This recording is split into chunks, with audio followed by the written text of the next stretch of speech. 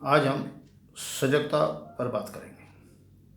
सजगता अर्थात अलर्टनेस, जागरूक अर्थात हमेशा ही अलर्टनेस रहे। ये अलर्टनेस अधिकतर हम बाहर की ओर रखते हैं। गाड़ी ड्राइव करते हुए हम पूरी सजगता बरतते हैं, पूरा ध्यान रखते हैं। जब कोई दृश्य देखते हैं उसमें भी सहज ही हम सजग हो जाते हैं। और जब कुछ शब्द सुनते हैं, कुछ ऐसे जिसमें हमारी रुचि होती है, हमारा वहाँ पर सजगता स्वयं ही हो जाती है। कुछ ऐसे स्पर्श के माध्यम से, सुगंध के माध्यम से भी हम सजग हो जाते हैं। ये किस फूल की सुगंध है या किसकी दुर्गंध है। त्वचा के स्पर्श से भी हमें सर्द और गर्म का आभास होने लगता है।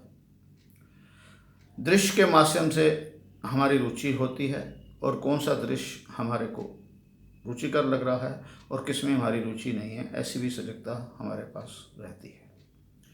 शब्दों में हम जब सुनते हैं तो हम सजगता खो देते हैं। कारण यह है कि शब्दों के साथ हमारे भीतर के जो शब्द हैं उसके साथ हमारा टकराव होने लगता है और हम शब्द सुन रहे होते हैं मगर सजग नहीं होते।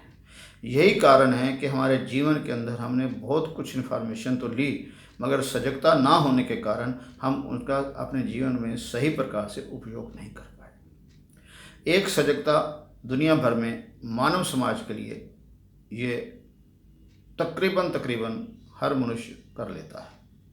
हर समय नहीं भी कर पाया मगर अधिकतर समय वो सजग ही रहता है। बच्चा स्कूल में पढ़ता है, जो सजग है वो जल्दी सीख जाता है और अच्छे नंबरों में पास भी हो जाता है।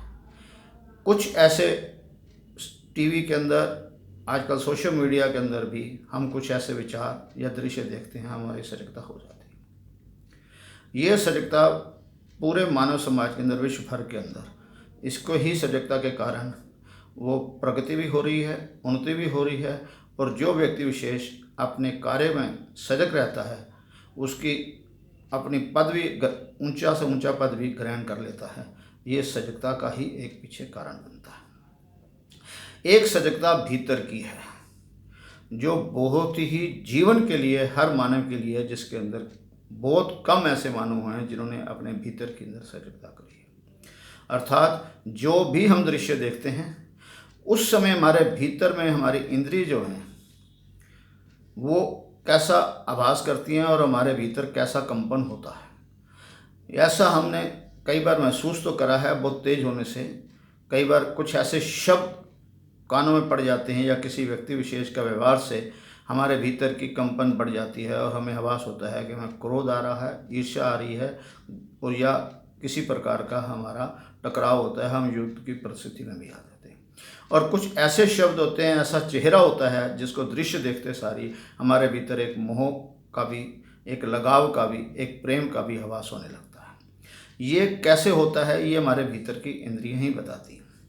और वो इंद्रियां हमारे किसी भी कारण कितना अफेक्ट कर रही हैं हमारे पे, कंपन के रूप के अंदर हमारे शरीर में वो कट करती हैं। अगर हम इस पे हर पल सजग रहेंगे कि बाहर के विषय वस्तु से हमारे भीतर के अंदर जो हमारे सेंसेस हैं वो कैसे कार्य कर रही हैं, हमारे भीतर के अंदर किस प्रकार का बदलाव ला रहे हैं, ये सजगता जो मानव करेगा उसके जीवन के अंदर अनुभव होगा। और वो अधिकतर समय वो इसका प्रयास करते हुए, सजग रहते हुए वो अपने जीवन के अंदर शांत रहेगा, सहज रहेगा, सरल रहेगा और उसके जीवन के अंदर जो उसके प्रति, उसके विशेष, उसके इंडिविजुअल के लिए जो कार्य सही होगा, जो कौन सा दृश्य उसके लिए उपलब्ध है और उसको सही शांत कर रहा है या उसको शांत कर रहा है, उसके अंदर कंपन पैदा हो रही है या वो बिल्कुल सहज बन रहा है। जब तक ये सजगता हमारे भीतर, हमारे इंद्रियों पर ध्यान नहीं जाएगा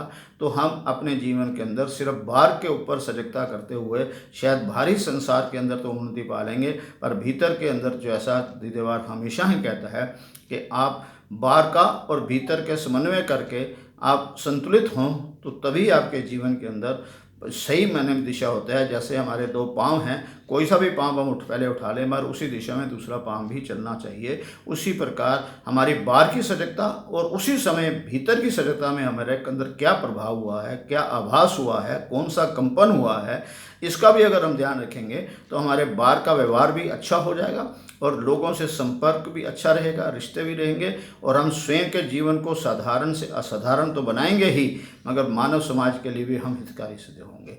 जो व्यक्ति विशेष बाहर की सजगता और भीतर की सजगता को हर पल सिर्फ और सिर्फ 40 दिन भी अगर ये क्रिया करेगा तो फिर सहज ही उसकी इंद्रियां उसको सजग करती रहेंगी कि ये तेरे व्यक्तिगत रूप से ये दृश्य या ये जो सुना है तूने, जो शब्द हैं या जो भी तेरा खाना है, आहार है, तेरे भीतर से उसमें क्या एहसास हो रहा है, तो बाहर की सजगता से खाने पे भी, खाने का आहार जो दृश्य के मात्र से भी, त्वचा के मात्र से भी और कानों स्वर्ण से भी और जो मुख के द्वार से शरीर का आहार है, सभी के लिए भीतर की सजगता ही तेरा कार्य करेंगी। क्योंकि तेरे को अगर भीतर की इंद्रियां ने तूने समझ लिया और उनको तूने इंद्रियों के कंपन को समझ लिया तो तेरे जीवन को सदा सदा के लिए शांति और सरलता मिलेगी। और जो व्यक्ति विशेष बाहर को सजग और भीतर को सजग रहेगा, सदा सदा के लिए उसका जीवन आनंद आनंद आनंद।